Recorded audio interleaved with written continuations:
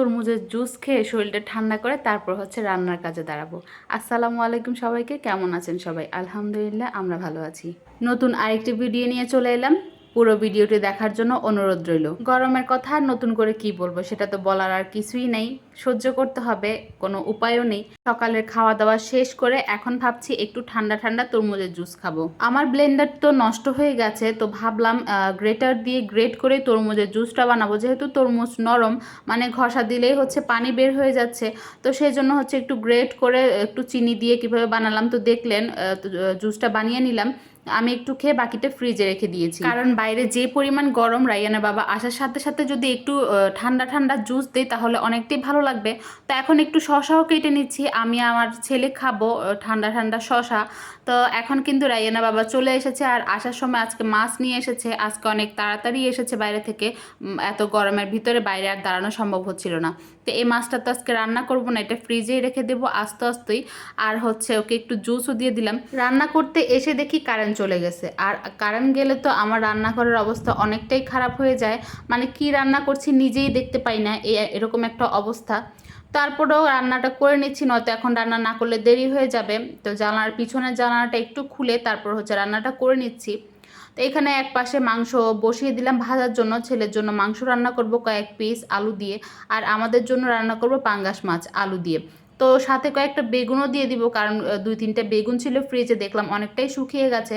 আর ওইগুলো যে শুটকি দিয়ে বা ভাজি করব আমার আর ওই ধৈর্য হচ্ছে না, তাই হচ্ছে বেগুনটাকেও মাছের সাথেই দিয়ে দিলাম।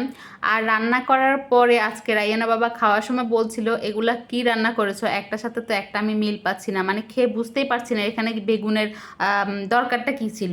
তো আমি বললাম যে বেগুনটা তো নষ্ট হয়ে যাচ্ছিলো, তাই তরকারিতে দিয়ে দিলাম। বললো ভাজি করতে পারতে। আমি বললাম এই গরমের মধ্যে তো রান্নাঘরে দাঁড়িয়ে রান্না করো না, তাই বুঝতে পারো না কি অবস্থা। এমনিতেই আজকে সকাল থেকে আমার রান্না করতে একদমই ইচ্ছা করছিল না, গরমে অতিরিক্ত খারাপ লাগছিল। তো কোনো রকমে ভাবলাম না এই তরকারিটাই রান্না করে ফেলি, আবার বেগুনটা ভাজি করব, অনেকটাই সময় যাবে, কোনো রকমে একটা রান্না করে নিই। তো সেই জন্য হচ্ছে আলু বেগুন দিয়ে এই পাঙ্গাস মাছটা রান্না করলাম। তো রান্না তো প্রায় হয়ে গেছে, এখন হচ্ছে মাছটাও দিয়ে দিয়েছি। আর পাশের চুলে হচ্ছে ছেলের জন্য মাংসটাও কষিয়ে নিলাম আলু দিয়ে। এখন হালকা একটু ঝোল দিব, তেমন একটা বেশি ঝোল দিব না। গরমের মধ্যে রান্না করে যে একটু শান্তি মতো গিয়ে গোসল করব সেই উপায়টাও নেই, কারণ ট্যাঙ্কির পানিটা এতটাই গরম হয়ে থাকে, মনে হয় যেন চা পাতা দিলে ওইটার মধ্যে চা হয়ে যাবে সেই পানিতে, এরকম একটা অবস্থা। তো রান্না তো হয়ে গেছে, এখানে হচ্ছে একটু ভাজা জিরার গুঁড়া দিয়ে নিচ্ছি, দুই তরকারিতেই দিয়ে দিলাম, কারণ দুই তরকারিতেই ভাজা জিরা গুঁড়া দিলে একটু ভালো লাগবে। এখানে হচ্ছে মাছের তরকারি, একটু সালাদও কেটে নিয়েছি, কারণ গরমের মধ্যে সালাদ খেতে ভালোই লাগে। আর এখানে হচ্ছে ছেলের মাংসের তরকারি, মানে আলু দিয়ে মাংসের ঝোল।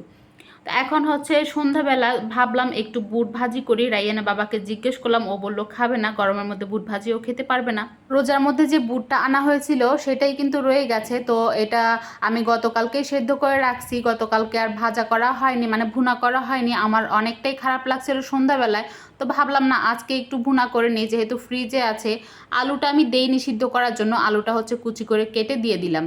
তো মশলাটাকে কষিয়ে আলুটাকেও দিয়ে দিলাম একটু ভেজে, মানে কষিয়ে, তারপর হচ্ছে বুটটাও দিয়ে দিলাম, বুটটাও ভাজি করে নিচ্ছি। অল্প করেই করছি, এটা থেকেই মানে আমি অল্প একটু খাবো আর একটু ফ্রিজে রেখে দেবো। তো বুট ভাজিটা তো প্রায় হয়ে গেছে, এখন হচ্ছে এটার মধ্যে একটু লেবু পেঁয়াজ আর একটু শসা কুচি দিয়ে এখন আমি খেয়ে নিব। আর ছেলে তো খাবে না, ওকে মুড়ি দিয়েছি, ও মুড়ি খাচ্ছে। আজকের মতো ভিডিওটা এখানেই শেষ করছি। যদি ভালো লেগে থাকে তাহলে লাইক কমেন্ট শেয়ার করার জন্য অনুরোধ রইল। আজকের মতো আল্লাহ হাফেজ।